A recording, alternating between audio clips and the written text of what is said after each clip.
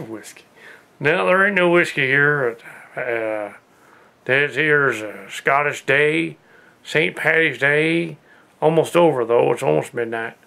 I'm Clint Cowpoke. Spending all my time with the cows. Allegedly. Allegedly. So, anyways, I'm here to do a quickie review of a movie that's not yet on the blog called the Oz, the Great and Powerful, the Wizard of Oz prequel done by the Disney people. Yeah. Well, it's a peculiar little movie. I can't say it really is all that, you know. It's just odd somehow. It's like they decided. It reminded me of the Alice in Wonderland movie, kind of, because like it's the same sort of idea. Let's take the idea and some of the characters and make it all like sort of a riff on Narnia and Lord of the Rings, and have like battles and adventures and things in it, and have like wizards fighting in the sky and 3D effects. And ooh, I saw the 2D version of the 3D version, but still, it's like really. It's just it kind of the same ending as like of that, and it also had the same ending as in a way, it had a similar ending to a lot of these other action flicks out there. The Wizard of Oz originally was not about action flick. That isn't what it was. I mean, the original thing was a musical with like a girl walking on a yellow brick road and all that, and a scarecrow and a lion and a tin woodsman. Like, what is this new thing? What is this? And it's like, okay, the new generation only can understand when a lot of stuff blows up and things run around, and there's like, well, let's like take the music and force you to have a moment of filial clarity and familial clarity, and have like this sort of like these weepy moments. And there were a few, but they were like forced weepy moments, like, oh, isn't it cute? The little China girl has a family. Or it's like, but there was no little girl made out of China in the original, I don't think. Yeah. And where's Dorothy at? Well, she isn't born yet. This takes place like 50 years earlier, which then begs the question.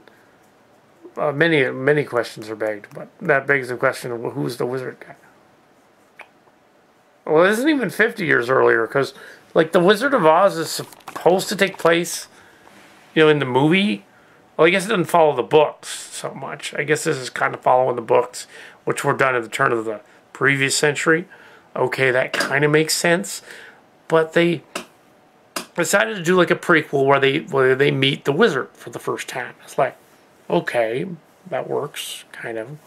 But he seems to be too young, because the guy that we encounter with Dorothy, it's like 1905, right, in the movie, in this one. And the Wizard of Oz is probably 1935. It's only 30 years later. And this guy's like 30 or something, maybe younger, 25, 26, somewhere around there. And he looks like he's 70 or 80 in the Wizard of Oz, the movie. So it's not 60 years later. It's only 30 years later. So he wouldn't be that much older. What the heck happened to him? It's like, well, if the original story was kind of like a dream in her head anyway, because like at the end she sees the individual characters in the room representing the ones from the story, and they kind of did that in this one too. They kind of had him see these characters who were going to be the witches later, and he goes there to Oz. And Oz looks very pretty and spectacular, and, you know, and Avatar-like and nice and everything. The characters, other than them being the other personality and having to say, wink, here's the Wicked Witch of the West, wink, here's the other witch, wink. It's like, yeah, but we know that. It's like we're not being told something we don't know already. It's sort of like they're saying, oh, let's do the prequel, like a Star Wars prequel. Yeah. It's like in the Star Wars prequels when they're like, look, the Emperor guy's going to be evil. Like, we already know that. We know Anakin's going to be Darth Vader. We know that. We don't need to have somebody tell it to us. We know this guy is going to go to Oz and be the wizard. We know that. And maybe they couldn't get permission to call it the Wizard of Oz remake. And yeah, where is Dorothy? But yeah, it just was... I tend to agree with some of the critics out there that said, you know, it's about 65% of Rotten Tomatoes for the movie critics. They said, oh, it's not... Of course, the fans liked it, of the show, you know, of the characters that are in it. The movie stars liked it a bit more. But it's like it was just... It isn't your grandfather's Wizard of Oz. You know, it's like that. Yeah, so... Yes, it just is. It wasn't bad. It probably wasn't worth a $10 movie ticket. You should get it on DVD, cheap from Amazon. maybe not for $1. Wait for it to go on the bargain bin and then get it for $5. Bargain. It might be worth it.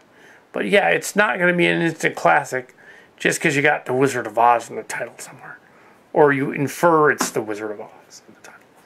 Because it isn't the Wizard of Oz. Like they've waited all these years, I guess, to wait for the copyright to expire on the books, and then call it that. It's sort of like the people that made that Wicked musical. Like they're like, yeah, we'll wait for the copyright to expire, then we can mess with the name. But it's like, okay, fine. So are they going to make a Wicked movie? Is that the next step one they're going to do? They're going to cast the chick from Dragon Tattoo in that one? But yeah, it's like, okay, why not? But yeah, I didn't hate it. I didn't really love it either. I just sort of said, oh, well, there's some scenes that were cool, but you know, it was entertaining. Yeah, more or less, here or there. Neither here nor there. You know, if you want some escapist thing, go see it. It's innocent enough, I guess. But it has like cinematic moments where they're like, whoa, look, we can do the scene where the Wicked Witch's shadow shows up. We can do that better just because we can do it now. Like, no. You can't. You can try. Or we can do the special effect where the head comes out. We can do that 10 times better with more effects and things blowing up and fireworks going off, and it's like the floating head thing was cool then because it hadn't been done before. Now it's just like, okay, you've like done the floating fog head in everything. It's not as cool.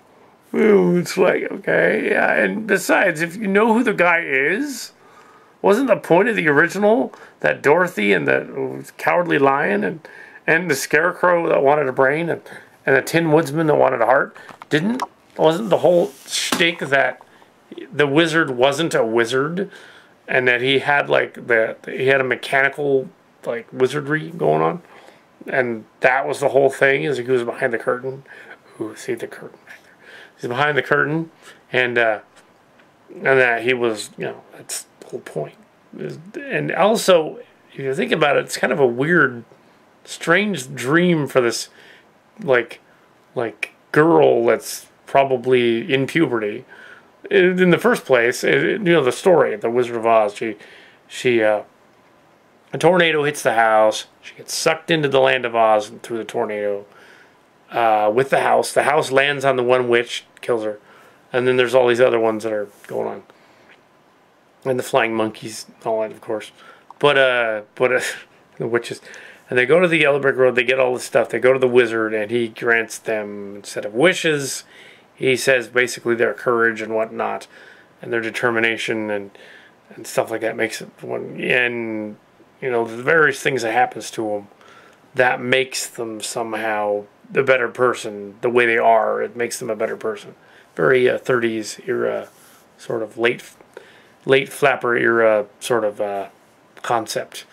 The idea of the actually late Depression era concept. Nothing about it. The original books were done before the Great Depression, so they weren't really.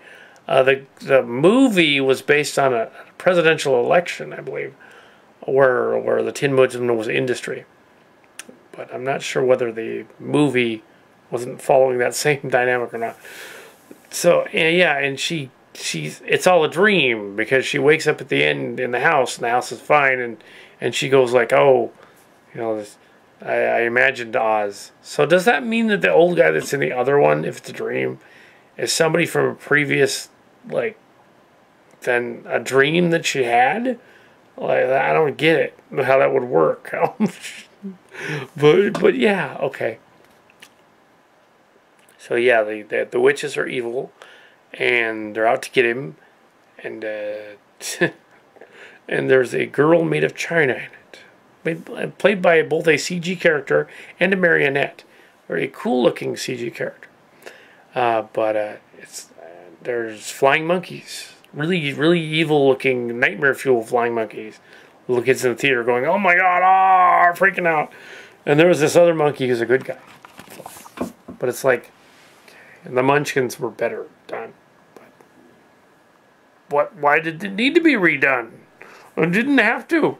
Like, I was okay with the original from the 30s, like the stuff my grandparents and parents watched. It was just fine the way it was. It was sort of like you know, those old black and white Dracula movies. Those were the scary ones, not the current ones. They don't know how to do it. It was like with the Wizard of Oz. It was like during the musicals era. It had musicals in it. You don't hear anybody doing a musical in this one. There is a song at the end by Mariah Carey, though. Home Again. Mariah Carey. She's basically saying, you know what? My career was dead for like 15 years. I'm trying to get it back. Yeah. So here I am, the Disney thing. Well, you know what? It's not back. No, poor Mariah Carey. Oh, well, you gotta admit though that glitter was horrible. she should have said, no, I'm not going to be in this. This ain't gonna work. But sure enough, she was. You know, this is Clint Cowpoke. And characters on the Cat Show. And of course, if you go in to get them Brown Video Productions, you got to look for my cameos. Long before the Cat Show, I do have a cameo in there. In the early version in there. As I said before, we found the Cat cameo. We're looking through there. There's Clint Cowpoke. There he is. Early version of him. The cowboy guy. You know, there's basically a kitty. There's a kitty horse and a data dog, and it's a data dog sketch. It's a comedy sketch. Early Cat. Cat busts into the Clint Cowpoke thing to get on that hobby horse. Right on it. Yeah. Well, maybe that's him. I don't know. Or maybe he's during the them other scenes too. I don't know. Clint Cow. Poking cow. Oh, and yeah, and, Transformers Prime Beast Hunters should be out next week. That's that new version of it. They gotta quit reinventing that too. Michael Bay is doing another movie. Oh God. NASCAR Transformer. I think he really likes that. Mark Wahlberg, though? What the hell is he going to play? Like, who is he? Rad? He's got to be one of the other characters. He can't just be somebody made up. He's got to be Rad or Carlos maybe. And maybe he's Armada. There we go. Anyway, so that's it. Oh, you want out? Find me some cows.